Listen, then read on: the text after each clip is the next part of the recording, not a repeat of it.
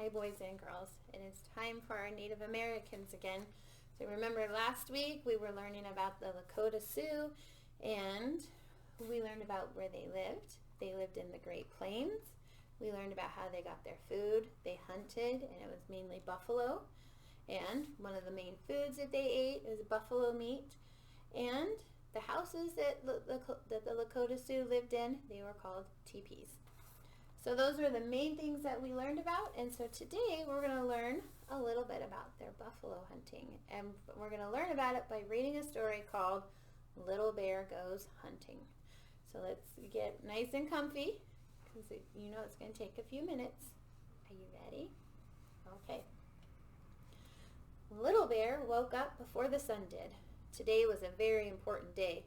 Now that Little Bear was 10 years old, he would be allowed to hunt the buffalo. Little Bear was not frightened. He was excited, and even though a buffalo can weigh as much as 10 grown men. Little Bear was a Lakota Sioux Indian. He lived on the Great Plains with his family, and this area, called a plain, was fairly flat and was filled with grass and buffalo. His home was wherever his family and their groups of relatives placed their teepees, and that depended on the buffalo. So they followed the buffalo around, and that's where they lived. So there's Little Bear in his teepee. He's getting up nice and early in the morning. The buffalo lived on the Great Plains too.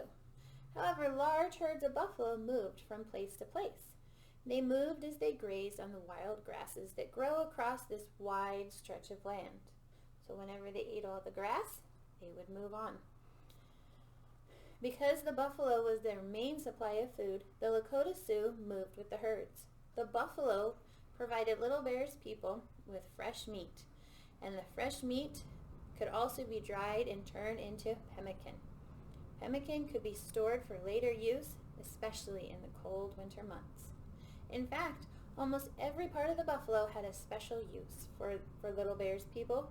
The buffalo provided them warm fur, and its hair was used to make rope, and buffalo bones were used to make knives, axes, and hammers. And even toys were made from the bones of a buffalo. Our toys aren't made from bones of buffalo, are they? No, I think it's a little different. And buffalo skin was also used to make teepees, clothes, bedding, and moccasins. And making these things was a job for women and girls. Because he was younger, Little Bear had watched his grandmother, his mother, and his sisters while they worked. So there's his mother, his sister, his grandmother.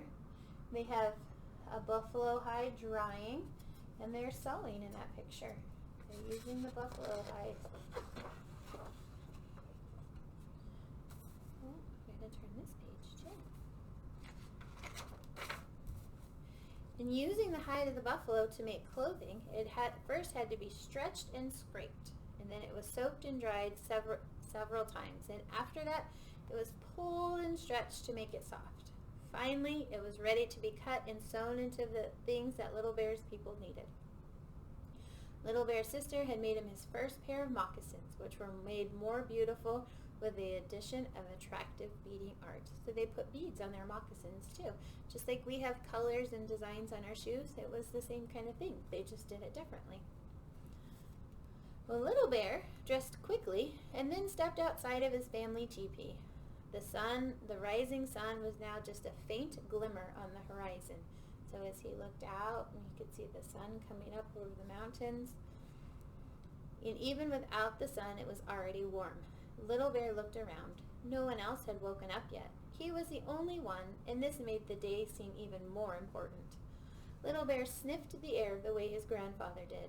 He could not smell rain, but he could smell the remains of the fires that burned the night before. Buffalo meat had been cooked on those fires, and Little Bear could still taste the succulent meat. Succulent means it was very juicy and delicious. Little Bear made his way to where the horses that chased the buffalo grazed. Today he would ride his brother's horse when he went hunting. He would also carry a bow and arrow. His father had crafted his bow and arrow for him, and the Little Bear had helped to shape the arrow tip. Hunting the buffalo was not easy. These animals could run like the wind, and it often took several men to take down one buffalo. Little Bear hoped that he could be brave. He wanted his father to be proud of him, the way that he was proud of Little Bear's older brother.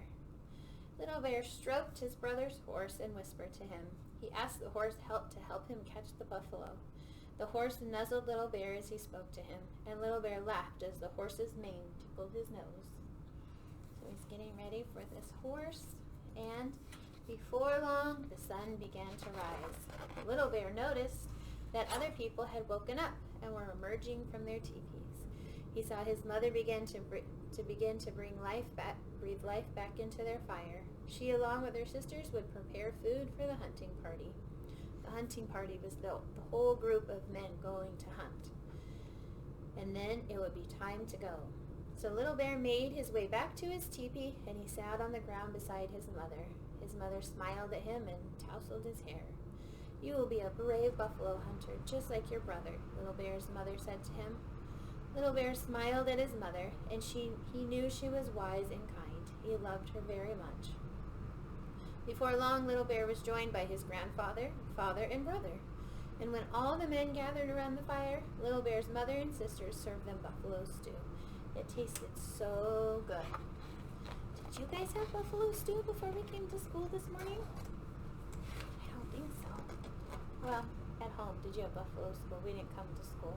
Did you have it at home this morning? Maybe not. Probably a bowl of cereal instead of buffalo, huh? Okay, then it was time to go. The men and boys, including Little Bear, mounted their horses. As they rode out of their village, Little Bear looked back at his mother. She was still standing by the fire. She smiled at him, then she put her hand on her heart. "She is telling me I will be a brave hunter," said Little Bear to himself. And with that thought in mind, Little Bear smiled at his mother, then galloped off to hunt the buffalo for the very first time. All right. That was a good story of Little Bear hunting the buffalo, wasn't it? Okay, so now we have a worksheet in our packets for today. And it looks like this. And it's all about Little Bear. And so the first question is what did the Lakota Sioux eat? There's a picture of a horse and a picture of a buffalo. What did they eat?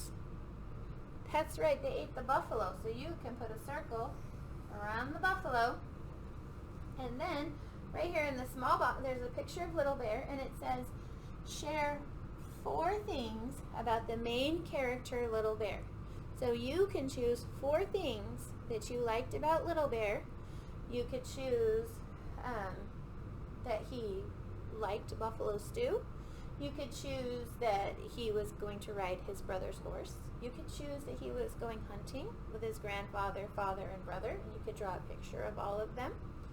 You could choose that he lived in a teepee, and you could draw a picture of that. You could choose anything from the story that you would like about Little Bear that you would like to draw a picture of. And you can go back, you can rewind and go back and listen and try to look at the pictures even if you need help finding things about Little Bear. So, but 4 different things about Little Bear. And that is our worksheet for today. And there are 2 other things from our packets that I would like to talk about. There's one letter to your parents. It tells them about what we've been learning about the Lakota Sioux. And like I showed you this morning, we have our vocabulary booklet. And there are words in our booklet. It's the vocabulary. There's pictures of Native American things. And so when you start the booklet, you may cut those pictures out. And so like our first word is moccasins. So and let's look, is there a picture of moccasins? Yes, there is. So you can cut out the picture of moccasins, and you can paste it in the square, and then trace the word moccasins. And the same thing with canoes. Find the picture of the canoe, cut it out, glue it in the square, and trace the word canoe, because Native Americans would use canoes to go fishing and to travel. And we have teepees and feast, and we have the word bay and warriors, and we'll learn more of these words as we have more lessons. And then there's you're gonna need a grown-up to help you read this, but these will all be words from the story, and there's directions on each page. So work through this throughout the week. You don't have to do it all today, but just work on it a little bit every day this week, and you'll have it done by the end of the week. So have fun with your Native Americans, and I'll see you tomorrow. Bye, guys.